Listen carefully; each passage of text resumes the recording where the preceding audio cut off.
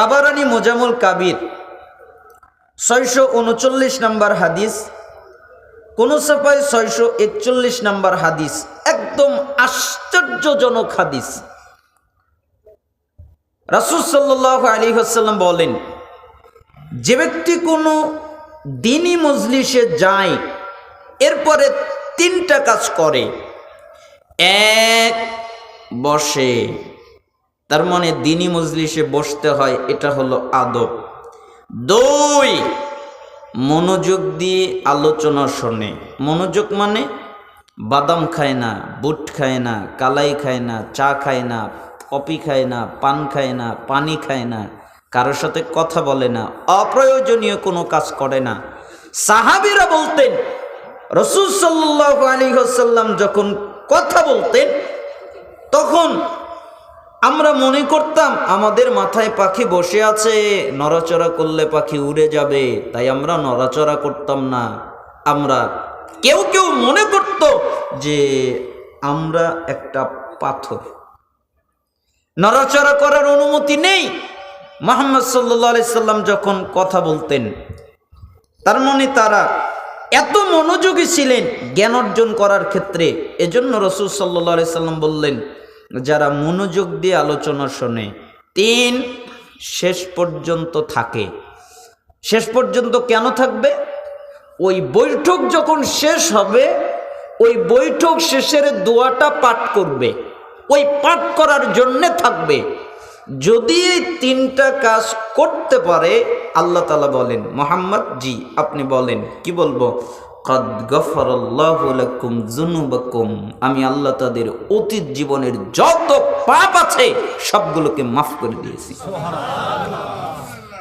আমি আল্লাহ কারো পরোয়া করি না। কারো পাপ করতে করতে যদি আসমান এবং জমিন ছেয়ে যায়, এত পাপ করেছে, আসমান এবং জমিনে রাখার মতো জায়গা নেই, এত পাপ। এর পরেও দ্বীনি মজলিসে যদি বসে, মনোযোগ দিয়ে আলোচনা শুনে, শেষ পর্যন্ত থাকে, আমি তো তাদের পাপ ক্ষমা করি। ওয়া বুদ্দিলাত সাইয়্যাতিকুম হাসানাত, এবং তাদের পাপকে আমি নেকিতে পরিণত করে দেই। সালাত আদায় করলে পাপ ক্ষমা হবে, পাপ নেকি হবে, এরকম হাদিস নেই। যাকাত দিলে পাপ ক্ষমা হবে, সিয়াম পালন করলে পাপ ক্ষমা হবে, হজ করলে পাপ ক্ষমা হবে, জিহাদ করলে পাপ ক্ষমা হবে, হিজরত করলে পাপ ক্ষমা হবে, ইসলাম কবুল করলে পাপ ক্ষমা হবে, কিন্তু পাপ নেকি হবে না। কোনো আমলের মাধ্যমে পাপকে নেকি বানানো যায় না। তার জায়গা একটাই, সেটা হলো দ্বীনি মজলিস। ওই জায়গায় বসে মনোযোগ দিয়ে কোরআন হাদিস শুনে শেষ বৈঠকের দোয়া পাঠ করে যারা উঠে যায়, আল্লাহ তাদের পাপ তো ক্ষমা করেনি, এবং পাপকে নেকিতে পরিণত করে দেন। আচ্ছা, আপনারা কি চান এই ফজিলত আমাদের উপরে বর্ষণ হোক? চান তো সবাই? আমি আপনাদেরকে আটকাবার জন্য কথা বলিনি। আপনারা এখানে অল্প সংখ্যক মানুষ হয়েছেন, এতেও আমার মন খারাপ নেই। আমি আলোচনা বিভিন্ন জায়গায় করি, অনেক মানুষ হয়, তাতেও আমার আনন্দের কিছু নেই। আবার অল্প মানুষ হয়েছে, তাতেও আমার মন খারাপের কিছু নেই। কেন? নূহ আলাইহিস সালাম 950 বছর দাওয়াত দিয়ে মাত্র 40 জন পেয়েছিলেন, আর আমি আপনার এখানে একদিন ওয়াজ করার জন্য এসেছি, তার চেয়ে বেশি আছে। তো আমি কেন দুঃখিত হব? দুঃখিত হবার আমার কিছু নেই। আর অল্প সংখ্যক মানুষ, বেশিরভাগ তারা হিদায়াত প্রাপ্ত। অল্প সংখ্যক মানুষই আল্লাহর শুকরগুজার বান্দা, অল্প সংখ্যক মানুষই আল্লাহকে মানে, অল্প সংখ্যক মানুষই ইসলামের উপরে কায়েম থাকার চেষ্টা করে, বেশিরভাগ মানুষই পথভ্রষ্ট। এজন্যে বেশি হলেই যে কল্যাণকর তা নয়, অল্পের মধ্যেও কল্যাণ আছে, ঠিক না? হতে পারে আল্লাহ তাআলা আপনাদের আমার আলোচনার মাধ্যমে একটা লোক যদি হিদায়াত পায়, আলী রাদিয়াল্লাহু আনহুর মতো কথা, তাহলে লাল উট কুরবানি করার চাইতে উত্তম। আর আমি বিশ্বাসী যে মানুষের কলবের কিছু পরিবর্তন ঘটে, তা বুঝতে পারছি। কেন? আমি ওই হাদিস বলি যা আমি নিজে আমল করি। আপনারা বলবেন যে বললে অহংকার, মানুষ বলে ফেলবে। আসলে প্রত্যেকটা মানুষের একটা ভাষা আছে, প্রত্যেকটা মানুষের একটা বডি ল্যাঙ্গুয়েজ আছে, তাদের চাল চলন নড়াচড়ার একটা ভাব ভঙ্গিমা আছে।